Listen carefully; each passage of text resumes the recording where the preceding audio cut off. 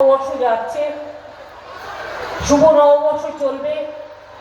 এরপরে আসবে 25শে বৈশাখ, কবিগুরু রবীন্দ্রনাথ ঠাকুরের জন্মদিন, যিনি আমাদের পথপ্রদর্শক।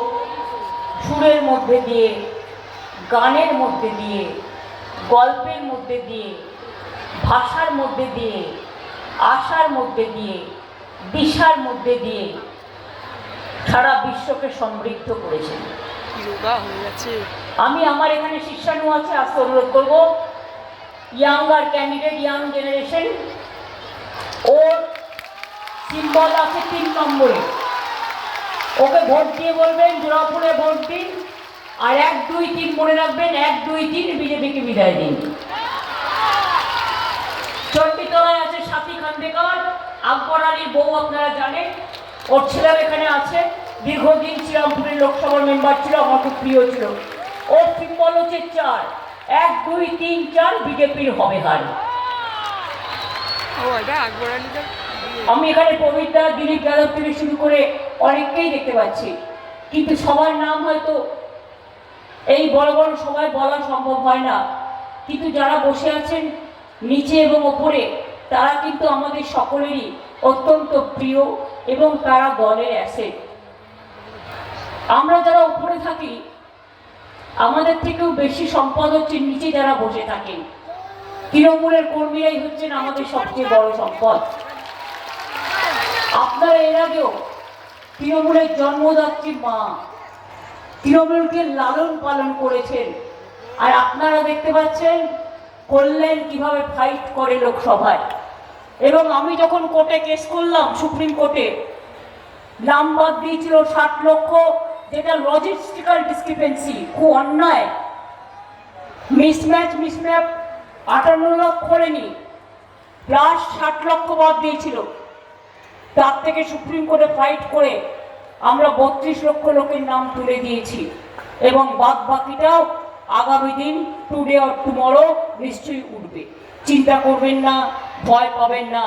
260 জনের ওপর বেশি মানুষ SIR এর জন্য আত্মহত্যা করেছেন। আচ্ছা, আমি একটু বলবো, যারা রৌদ্রে দাঁড়িয়ে আছেন, এই ভেতরটা পাঠিয়ে দাও ভাই, অসুস্থ হয়ে যাবে। বাংলার মা, জয় বাংলা।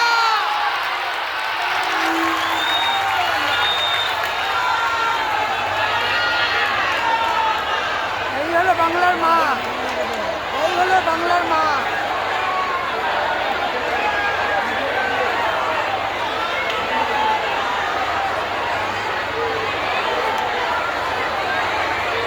সড়ক ওই করণটাকে এই দিকে নিয়ে আসতে বলো।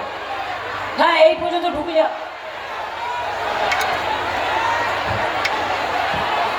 কারণ রোদ্দুরে মানুষ বসতে পারে না চেয়ার দিলেও, সব মানুষ চায় একটু ছাওয়ার আশ্রয় নিতে, এবং সেই জন্যেই আপনাদের সকলকে ধন্যবাদ জানিয়ে আমি 1 মিনিট টাইম নিচ্ছি, ওদের আসতে দিই।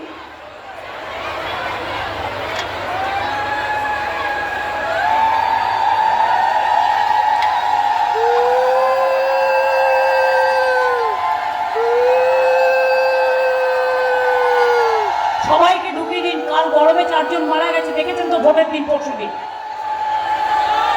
ভেতরে ঢুকিয়ে দিন।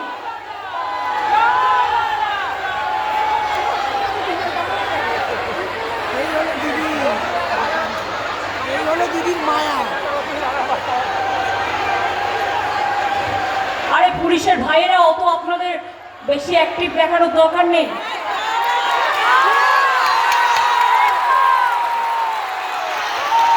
পরশুদিন তো আমার কনস্টিটিউয়েন্সির একটা কর্মীকেও পেটে পিটিয়েছে কলকাতা পুলিশ, তাকে হসপিটালে নিয়ে যেতে হয়েছিল।